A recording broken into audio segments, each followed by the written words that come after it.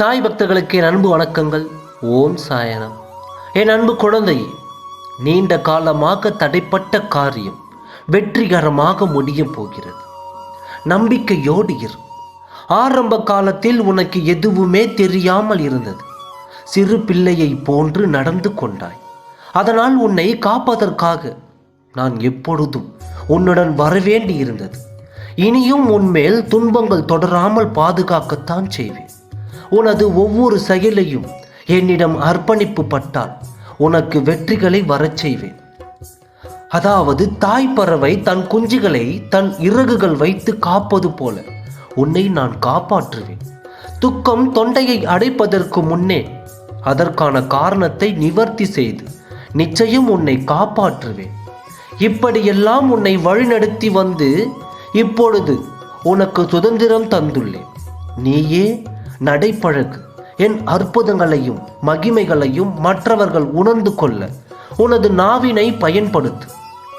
உனது நல்ல செயல்களால் என்னை பெருமைப்படுத்து. உன்னால் முடிந்த அளவு தானமும் தர்மமும் செய்து கொண்டு வா. ஏனெனில் இல்லாதோருக்கு நீ கொடுப்பது இறைவனுக்கு கொடுப்பதாகும். அப்படியாக நான் யாரிடமாவது ஒரு ரூபாயை கூட யாசகமாக பெற்றுக்கொண்டால் அதை 10 மடங்காக திருப்பி தருவேன். நான் ஒரு பொழுதும் இலவசமாக எதையும் எடுத்துக்கொள்வதில்லை. நான் ஒருபோதும் எதையும் கண்மூடித்தனமாக கேட்கவும் மாட்டேன். இவற்றையெல்லாம் எதற்காக நீ செய்ய வேண்டும்?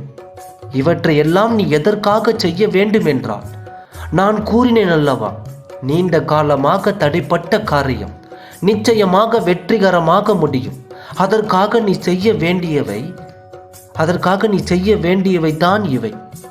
இவையெல்லாம் நீ இல்லாதோருக்கு தானம் செய்யும் பொழுது நானே நேரடியாக வந்து அதை பெற்றுக்கொண்டு பல மடங்காக உனக்கு திருப்பி தருவேன். நீ இல்லாதவருக்கு உதவி செய்யும் பொழுது என்னுடைய உதவி உனக்கு நேரடியாக வந்து சேரும்.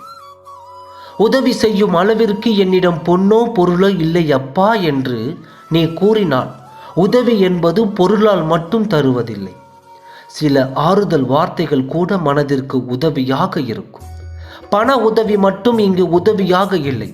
மன உதவிதான் இங்கு பலருக்கு தேவைப்படுகிறது. ஒருவர் உடலால் வருடம் அல்லது மனதால் வருந்தி கொண்டு இருக்கும் பொழுது அவருக்கு அடையாளம் தெரியாத ஒருவரால் உதவி கிடைக்க பெற்றால், அடையாளம் தெரியாத நபரே கடவுளாகிறார். நீயும் அழுகின்ற மனதிற்கு ஆறுதல் கூறும் பொழுது கடவுளாகப்படுவாய். என் வாழ்க்கையிலே 1000 பிரச்சனைகள் இருக்கும் பொழுது அதற்கான வழிகளை கூறாமல் மற்றவர்களுக்கான வழிகளை என்னை கூற சொல்கிறீர்களே என்று கேட்காதே. நீ மற்றவர்களுக்கு வழிகாட்டியாக இருந்தால் உன்னுடைய தடைகள் தானே தகர்ந்துவிடும். நீ மற்றவர்களுக்கு செய்வதுதான் பல மடங்காக உனக்கே திரும்ப வரும். இவற்றையெல்லாம் நீ செய்யும் பொழுது உன் வாழ்க்கையில் பல மாற்றங்கள் நிகழத் தொடங்கும். தடைகளும் தடங்கல்களும் இருந்த இடம் தெரியாமல் அழிந்து போகும். நீ காத்திருந்த காரியம் உனக்கு வெற்றியாகும். சாயப்பாவை நினைத்தவர்கள் சாயப்பாவை என்றும் உங்களை கைவிட மாட்டார். ஓம் சாயனம். நன்றி.